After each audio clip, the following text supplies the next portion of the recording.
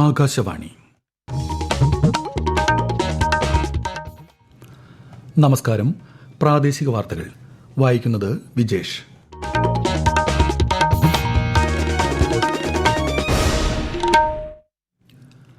പ്രധാന വാർത്തകൾ. ഫ്രാൻസിലെ മാഴ്സേയിലെ ഇന്ത്യൻ കോൺസുലേറ്റിന്റെ ഉദ്ഘാടനം പ്രധാനമന്ത്രി നരേന്ദ്രമോദി ഇന്ന് നിർവഹിക്കും. സംസ്ഥാനത്ത് പോലീസ് പരാജയമാണെന്ന വിഷയം സഭ നിർത്തിവെച്ച് ചർച്ച ചെയ്യണമെന്ന ഉപക്ഷേപം തള്ളി സ്പീക്കർ. പ്രതിപക്ഷം നിയമസഭയിൽ നിന്ന് ഇറങ്ങിപ്പോയി.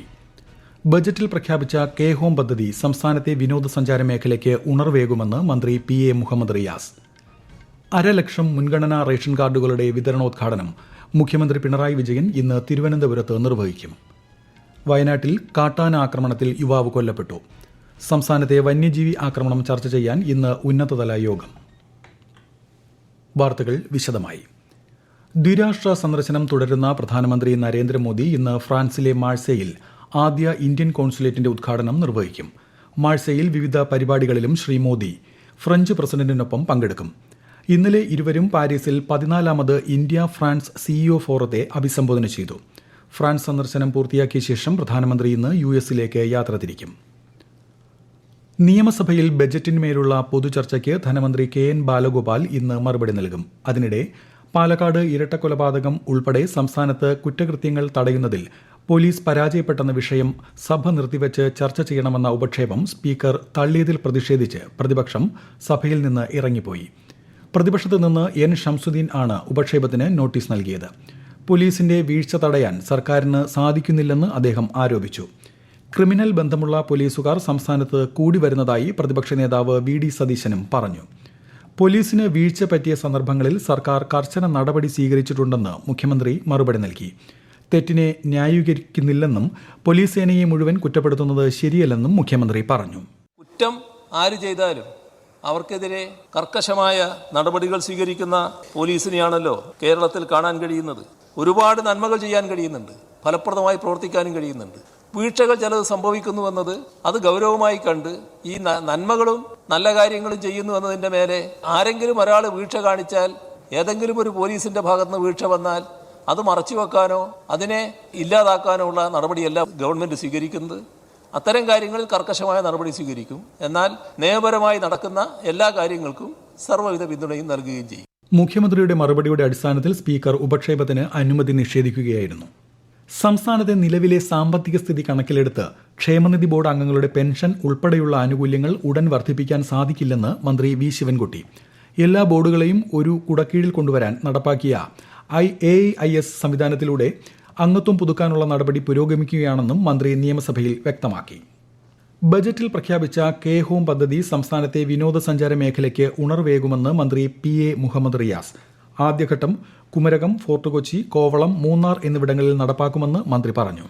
നമ്മുടെ രാജ്യത്ത് ഏറ്റവും അധികം 5 സ്റ്റാർ ഹോട്ടലുകളുള്ള സംസ്ഥാനമായി കേരളം മാറിയിട്ടുണ്ട്. സഞ്ചാരികൾ മുഴുവൻ 5 സ്റ്റാർ ഹോട്ടലിൽ താമസിക്കുന്നവരെല്ലാം നമുക്കറിയാം. ഈ PWD റെസ്റ്റ് ഹൗസുകൾ ഓൺലൈൻ ബുക്കിംഗ് ആക്കിയതിന്റെ ഭാഗമായി 10-24 കോടിയുടെ അധിക വരുമാനം സർക്കാരിന് ലഭിച്ചു. ഇത് കണ്ടുകൊണ്ട് ഹോസ്പിറ്റാലിറ്റി സൗകര്യങ്ങൾ വർദ്ധിപ്പിക്കാൻ വേണ്ടി കെ ഹോംസ് എന്ന പദ്ധതിക്ക് സർക്കാർ രൂപം നൽകുകയാണ്. ഈ ആൾതാമസമില്ലാത്ത ഒഴിഞ്ഞ വീടുകളുടെ സാധ്യതകൾ പരമാവധി പ്രയോജനപ്പെടുത്തി ടൂറിസം അടിസ്ഥാന സൗകര്യങ്ങൾ വികസിപ്പിക്കുക എന്നുള്ളതാണ് പദ്ധതിയിലൂടെ ലക്ഷ്യം വെക്കുന്നത്.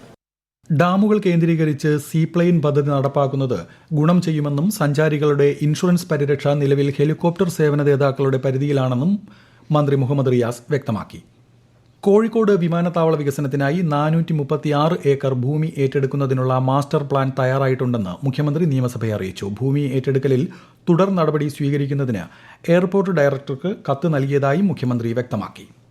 വന്യജീവി ആക്രമണം രൂക്ഷമാകുന്ന സാഹചര്യത്തിൽ അടിയന്തരമായി കർമ്മ പദ്ധതി രൂപീകരിക്കുമെന്ന് വനമന്ത്രി AK ശശീന്ദ്രൻ നിയമസഭയെ അറിയിച്ചു. തദ്ദേശ സ്വയംഭരണ സ്ഥാപനങ്ങളുടെയും ജനങ്ങളുടെയും സഹകരണത്തോടെ പ്രവർത്തനം ഊർജിതമാക്കുമെന്നും A പ്രഭാകരന്റെ സബ്മിഷന് മന്ത്രി മറുപടി നൽകി. അതേസമയം കേരളത്തിലെ വന്യജീവി ആക്രമണം സംബന്ധിച്ച് ഇന്ന് വനംവകുപ്പ് ആസ്ഥാനത്ത് ഉന്നതതല യോഗം ചേരും. വയനാട്ടിൽ വീണ്ടും കാട്ടാന ആക്രമണം. അട്ടമല വാഗമരത്തിന് സമീപം കാട്ടാനയുടെ ആക്രമണത്തിൽ ആദിവാസി യുവാവ് കൊല്ലപ്പെട്ടു. ഏറാട്ടുകുണ്ട് ഉന്നതിയിൽ കറുപ്പന്റെ മകൻ ബാലനാണ് മരിച്ചത്.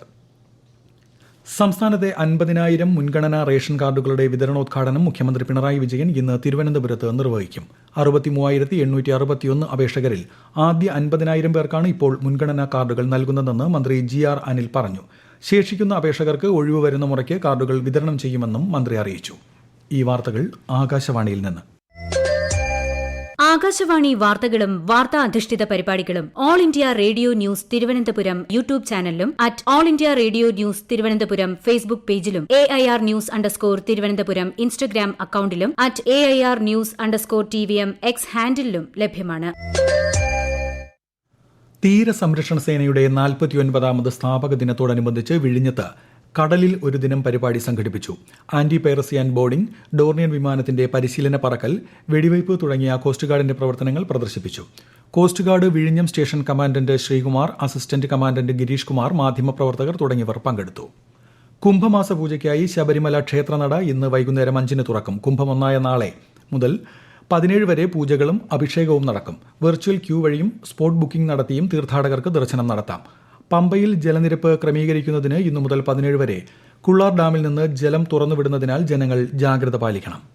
കൊല്ലം ജില്ലയിലെ കുളത്തൂപ്പുഴ ഓയിൽ പാം ഇന്ത്യ ലിമിറ്റഡിന്റെ എണ്ണപ്പനത്തോട്ടത്തിൽ തീ പടർന്ന സംഭവം പുനലൂർ RDO അന്വേഷിക്കും. 75 ഏക്കറിലധികം തീ വ്യാപിച്ചതായാണ് പ്രാഥമിക വിലയിരുത്തൽ. പൂർണ്ണമായും കത്തിനശിച്ച എണ്ണപ്പനകളുടെ കണക്കെടുപ്പ് ഇന്ന് നടക്കും. വൈദ്യുതി വിതരണ ശൃംഖലകളുടെ നവീകരണം ലക്ഷ്യമിട്ട് കേന്ദ്ര സർക്കാരും KSEBയും സംയുക്തമായി നടപ്പാക്കുന്ന പദ്ധതി പ്രകാരം കണ്ണൂർ നഗരത്തിൽ 8 കിലോമീറ്റർ കവചിത കേബിൾ വലിക്കുന്ന ജോലി പൂർത്തിയായി. വിശദാംശങ്ങളുമായി ആകാശവാണി കണ്ണൂർ ജില്ലാ പ്രതിനിധി KO ശശിധരൻ. അഴീക്കോട് 110 kV സബ്സ്റ്റേഷനിൽ നിന്ന് കണ്ണൂർ ടൗൺ 33 kV സബ്സ്റ്റേഷൻ വരെയുള്ള 8 കിലോമീറ്റർ ദൂരത്തിലാണ് 33 kV കവചിത കേബിൾ വലിക്കുന്ന ജോലികൾ പൂർത്തിയായത്. വൈദ്യുത തൂണുകളിൽ വയറുകൾ ഘടിപ്പിക്കുന്ന കോമ്പോസിറ്റ് പിന്നുകളും മാറ്റുന്നുണ്ട്. മഴക്കാലമായാൽ KSEB അനുഭവിച്ചിരുന്ന പ്രയാസങ്ങൾക്ക് ഒരു പരിധിവരെ കവചിത കേബിളുകൾ സ്ഥാപിക്കുന്നതിലൂടെ പരിഹാരമാകും. മരച്ചില്ലകളോ വള്ളികളോ പൊട്ടി വീണാലും വൈദ്യുതി തടസ്സപ്പെടില്ല. ഉത്തരാഖണ്ഡിൽ നടക്കുന്ന 38ാമത് ദേശീയ ഗെയിംസിൽ 56 സ്വർണവുമായി സർവീസസ് 1ാം സ്ഥാനത്ത് തുടരുന്നു. മഹാരാഷ്ട്ര 2ാം സ്ഥാനത്തും കർണാടക 3ാം സ്ഥാനത്തുമാണ്. കേരളം 11ാം സ്ഥാനത്താണുള്ളത്. ഫാസ്റ്റ് 5 നെറ്റ്ബോളിൽ കേരള ടീം ഇന്ന് ഫൈനലിൽ കടന്നു. Kottayam Gandhinagar school of nursing കോളേജിൽ ജൂനിയർ വിദ്യാർത്ഥികളെ റാഗ് ചെയ്ത 5 വിദ്യാർത്ഥികൾക്ക് സസ്പെൻഷൻ. 1ാം വർഷ വിദ്യാർത്ഥികളെ 3 മാസത്തോളം അതിക്രൂരമായി റാഗ് ചെയ്തെന്ന പരാതിയിൽ 3ാം വർഷ വിദ്യാർത്ഥികൾക്കെതിരെയാണ് നടപടി. സംഭവത്തിൽ സീനിയർ വിദ്യാർത്ഥികളെ പോലീസ് കസ്റ്റഡിയിലെടുത്തു. ജനങ്ങൾക്ക് ആവേശമായി പരമ്പരാഗത കാർഷിക ഗ്രാമമായ വട്ടവടയിലെ മഞ്ജുവിരട്ട് ഉത്സവം.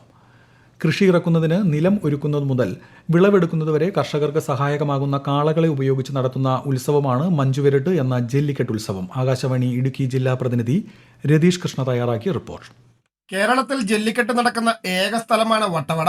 ജല്ലിക്കെട്ട് എന്ന പദത്തിന് പകരം കാളയെ ഓടിക്കുക എന്ന അർത്ഥം വരുന്ന മഞ്ജുവിരട്ട് എന്ന വാക്കാണ് വട്ടവടയിൽ ഉപയോഗിക്കുന്നത്. തമിഴ്നാട്ടിൽ പ്രചാരത്തിലുള്ള 3 ജല്ലിക്കെട്ട് രീതിയാണ് വടിമഞ്ജുവിരട്ട്, വായോലി മഞ്ജുവിരട്ട്, വടം മഞ്ജുവിരട്ട് എന്നിവ. ഇതിൽ വടിമഞ്ജുവിരട്ട് എന്ന ജല്ലിക്കെട്ട് രീതിയാണ് കേരളത്തിലെ വട്ടവടയിൽ നടന്നു വരുന്നത്. വട്ടവട ഗ്രാമത്തിന്റെ തലൈവാസലിൽ നിന്നും തണ്ണിക്കര എന്ന സ്ഥലം വരെയാണ് കാളകളെ ഓടിക്കുക. ആകാശവാണി തിരുവനന്തപുരം നിലയത്തിന്റെ 75ാം വാർഷികാഘോഷത്തിന്റെ ഭാഗമായി ലോക റേഡിയോ ദിനമായ നാളെ ആകാശവാണി റിക്രിയേഷൻ ക്ലബ്ബ് ശ്രോതാക്കളുടെ സംഗമം സംഘടിപ്പിക്കുന്നു. പൂജപ്പുര ശ്രീ ചിത്ര തിരുനാൾ ഓഡിറ്റോറിയത്തിൽ ഉച്ചയ്ക്ക് 1:30 ആരംഭിക്കുന്ന ആഘോഷത്തിൽ പ്രസംഗ മത്സരം, ക്വിസ്, ഗാനമേള തുടങ്ങിയ പരിപാടികളും നടക്കും. തിരുവനന്തപുരത്ത് നിശാഗന്ധി നൃത്തോത്സവത്തിന് മറ്റന്നാൾ തുടക്കമാകും. നൃത്തരംഗത്തെ സമഗ്ര സംഭാവനയ്ക്കുള്ള നിശാഗന്ധി പുരസ്കാരം പ്രശസ്ത കഥക് കലാകാരൻ പണ്ഡിറ്റ് രാജേന്ദ്ര ഗംഗാനിക്ക് ഉദ്ഘാടന ചടങ്ങിൽ സമ്മാനിക്കും. ഈ മാസം 20 വരെ കനകക്കുന്നിൽ നടക്കുന്ന നൃത്തോത്സവത്തിൽ പൊതുജനങ്ങൾക്ക് പ്രവേശനം സൗജന്യമാണ്. കുടുംബശ്രീ ജില്ലാ മിഷൻ, കാസർഗോഡ്, കാഞ്ഞങ്ങാട് നഗരസഭ, നബാർഡ് എന്നിവയുടെ സംയുക്ത ആഭിമുഖ്യത്തിൽ കഫേ കുടുംബശ്രീ ഭക്ഷ്യമേളയ്ക്ക് ഇന്ന് തുടക്കം. അലാമിപ്പള്ളി പുതിയ ബസ് സ്റ്റാൻഡ് പരിസരത്ത് ഈ മാസം 20 വരെയാണ് ഭക്ഷ്യമേള.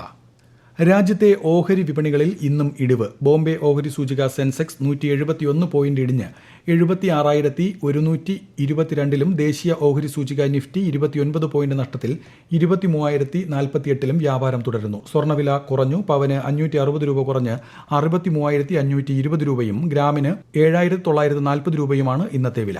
പ്രധാന വാർത്തകൾ വീണ്ടും. ഫ്രാൻസിലെ മാഴ്സയിൽ ഇന്ത്യൻ കോൺസുലേറ്റിന്റെ ഉദ്ഘാടനം പ്രധാനമന്ത്രി നരേന്ദ്രമോദി ഇന്ന് നിർവഹിക്കും. സംസ്ഥാനത്ത് പോലീസ് പരാജയമാണെന്ന വിഷയം സഭ നിർത്തിവച്ച് ചർച്ച ചെയ്യണമെന്ന ഉപക്ഷേപം തള്ളി സ്പീക്കർ. പ്രതിപക്ഷം നിയമസഭയിൽ നിന്ന് ഇറങ്ങിപ്പോയി. ബജറ്റിൽ പ്രഖ്യാപിച്ച കെ ഹോം പദ്ധതി സംസ്ഥാനത്തെ വിനോദസഞ്ചാര മേഖലയ്ക്ക് ഉണർവേകുമെന്ന് മന്ത്രി PA മുഹമ്മദ് റിയാസ്. 1.5 ലക്ഷം മുൻഗണനാ റേഷൻ കാർഡുകളുടെ വിതരണോദ്ഘാടനം മുഖ്യമന്ത്രി പിണറായി വിജയൻ ഇന്ന് തിരുവനന്തപുരത്ത് നിർവഹിക്കും. വയനാട്ടിൽ കാട്ടാന ആക്രമണത്തിൽ യുവാവ് കൊല്ലപ്പെട്ടു. സംസ്ഥാനത്തെ വന്യജീവി ആക്രമണം ചർച്ച ചെയ്യാൻ ഇന്ന് ഉന്നതതല യോഗം. പ്രാദേശിക വാർത്തകൾ കഴിഞ്ഞു. അടുത്ത വാർത്താ പ്രക്ഷേപണം 12:50.